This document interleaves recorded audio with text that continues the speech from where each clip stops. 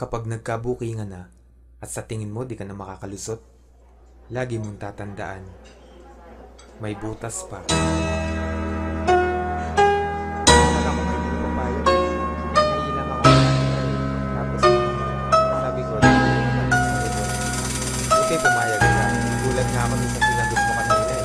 Pero hayop ka, anong ginagawa mo dito? Oops, makinig ka muna sa akin. Teka muna wait, magkasama lang kami. Pero di ko siya kadate, sa akin ay ngumiti siya. Di ko siya kilala, ako ay may amnesia. Kaya di ko maalala kung bakit siya kasama. Bakit narito, nagulat na lang ako. Umupo sa tabi ko, utak ko ay nalito. Ang isip ay naligaw, kamukha mo kasi siya. Kaya kala ko ikaw, napagkamalan ko lang. Kaya sana wag mo nang isipin na ako babaero't may ibang babae na kirida. Madaming nakikita, madami dyang iba, pero tanging sa'yo lang. Kaya sana wag mo nang pilayay isalubong. At bitawan mo na rin yung hawak ng balisong. Umuwi na tayo darling, halika tara na. Tarantado ka, pero umuwi ka mag-isa.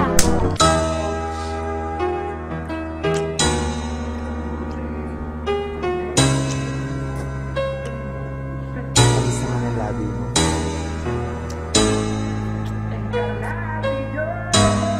Mamaya ka naman noon. Pwede na natin ulitin yan. Oh, kala ko nasa office ka. Bakit nandito ka? Akalain mong magkikita tayo sa sinihan. Hayaan mo munang sabihin ko kung sino yan. Okay, sino siya? Pasyente ko na may tumor. Pasyente? Ayoko nga pala, hindi ako doktor.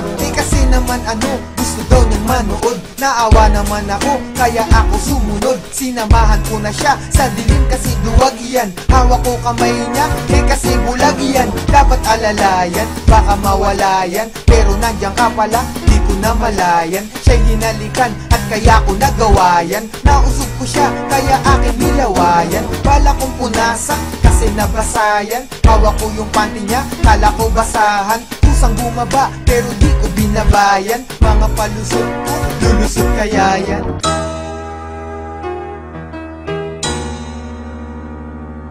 Baby naman, pansinin mo na ako.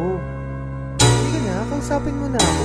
Ano bang problema natin? Maghiwalay na tayo. Bakit naman? Wala naman akong ginagawa ah. Wala naman yun eh. Ilang beses na kitang nanguhulong ng bababae. Eh baby naman, alam mo namang Ikaw na ang pinaka, sa akin lagi bida ka. Pero bakit ka ganyan, sa akin lagi duda ka. Kung nakita mong nakasama ko yung mga chick, di sa akin yung kundi kay yawasak at sakazik. Dahil ako ay tapat at hindi nagsinungaling. Sa ibang babae, di nahuhumaling at hindi nabaling. Aking pagtingin, ako may napatingin. Yun lang ay baka sakaling mapuna nila na hindi na ako available. Layo ng mga hot chick, GF ko ay flammable. Baka lumiyab, selosa yan si love. Pag ang galit tumalab, ay nagiging si incredible. Bakit ba ang hirap mong pakalmahin? Anong dapat kong gawin para lang iyong maintindihan na sa buhay ko di ka pwede tanggalin. At ang tanging mamahalin, walang iba, ikaw pa rin. o di ba? Kaya bati na tayo. Huwag ka na magalit. Sandali lang, may tumatawag sa akin. Hello? Oh, hello. Ba't tumawag ka? Kasama ko siya. Delo,